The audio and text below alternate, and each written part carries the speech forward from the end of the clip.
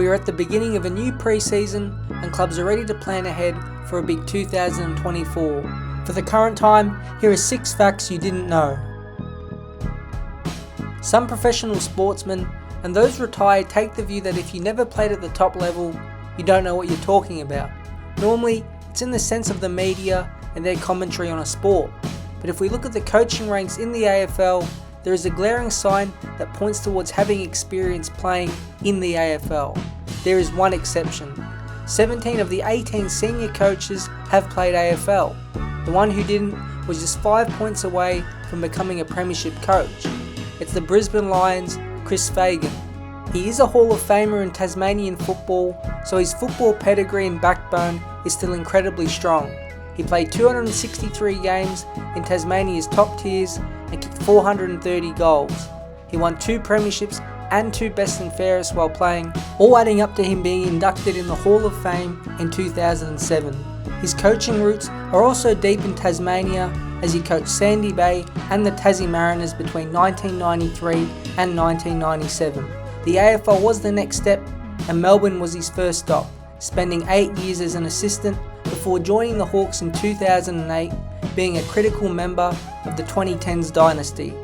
2013 saw him step up as general manager of football, being a right-hand man of Alistair Clarkson. And we know the fantastic job he's done at the Lions, building them back up from cellar dwellers to a top 4 and premiership contender. He was close to a flag this year and will look to become the first coach to win a premiership that never played in the AFL. He is a Geelong legend and will end up in the AFL Hall of Fame. It was also recently announced the new stand at GMHBA Stadium will be named the Joel Selwood Stand. It honours an all-time great that battled harder than anyone for the Cats. His last season delivered a premiership, as did his first in 2007. All the way back then, Joel Selwood made history and no one else has matched him. The grand final win and his Rising Star Award make him the only player to do the double feat in the same year.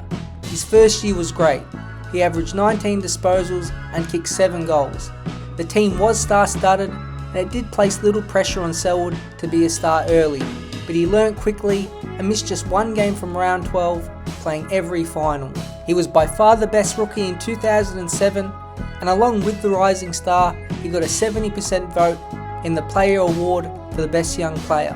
Harley Reid is the favourite for the Rising Star right now, but the other half of Selwood's achievement might be a bit out of reach.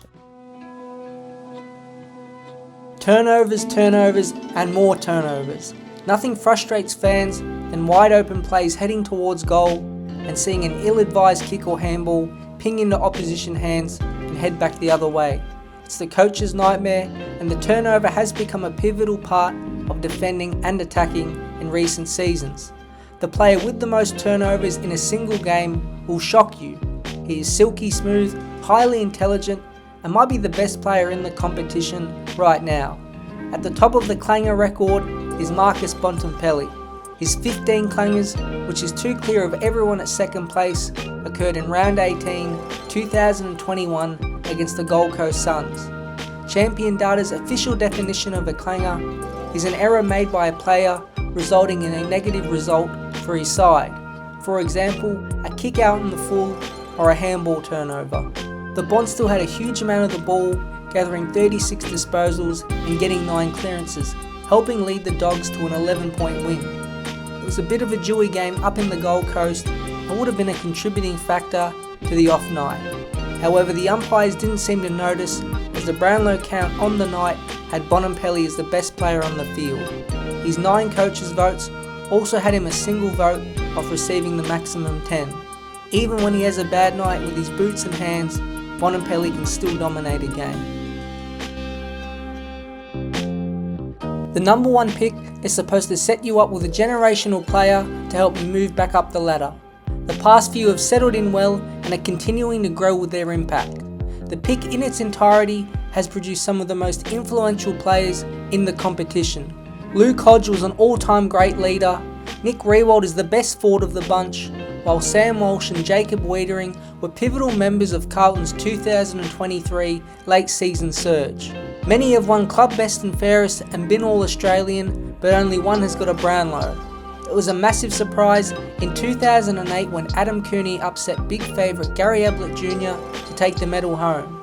He was the first #1 overall pick in 2003 and is still the only one to claim the award. He polled a solid 24 votes, 1 ahead of Black and 2 ahead of Ablett, but the star of the night was Matthew Richardson. Cooney won the medal, but Richardson's wild ride through the night might have been the most memorable thing out of the event. Cooney did have a big season, getting in the All-Australian team while averaging 25 disposals and nearly a goal per game. He had the line-breaking pace, which helped the Bulldogs win 15 games, and it made him stand out to the umpires. Out of the #1 picks right now, Sam Walsh and Jason Horne-Francis would be the leaders to join Cooney as Brownlow medalists. On November 10th, a state memorial service for Ron Barassi was held. Thousands came to the MCG to honour a legend of the AFL. His career record sets him atop of the most important figures in the game's history. At Melbourne, he was a part of 6 premiership wins between 1955 and 1964, playing as a midfielder. That in itself is a Hall of Fame worthy career, but when you add on the 4 flags he coached, it combines to 10 premiership successes. He played, coached, or did both in 35 VFL-AFL seasons. It equates to a premiership win roughly every 4 years. Combined as a player and coach, the 10 grand final wins is #1, and it's only equal with Norm Smith, who did the opposite. He won 4 as a player and coached Barassi himself in 6 more. Barassi's winning record will be near impossible to match. If someone even gets to 1 grand final, it's a big achievement, let alone winning 10. His legacy is one of a kind in the AFL. He's got 2 hands full of premiership wins, and it's hard to see that ever being eclipsed. The final fact has to do with now 2-time Brownlow medalist Lachie Neale. People were upset he won the award, but one stat shows he performed his best against the strongest sides in the competition. In games against other top 8 teams, Neale polled the most votes at 15. Almost 50% of his 31 votes came against the AFL's best. He had 3 vote matches against Sydney, Collingwood, St Kilda and the Giants. Although he didn't have the top consistency he's had in previous seasons, when it was time to show up in big matches, Neale did exactly that. Second belonged to Rory Laird with 13 votes, Christian Petrarca had 12, Patrick Cripps polled 11, and surprises in Jason Horne-Francis and Jack Viney rounded out the top 5 with 10 votes each.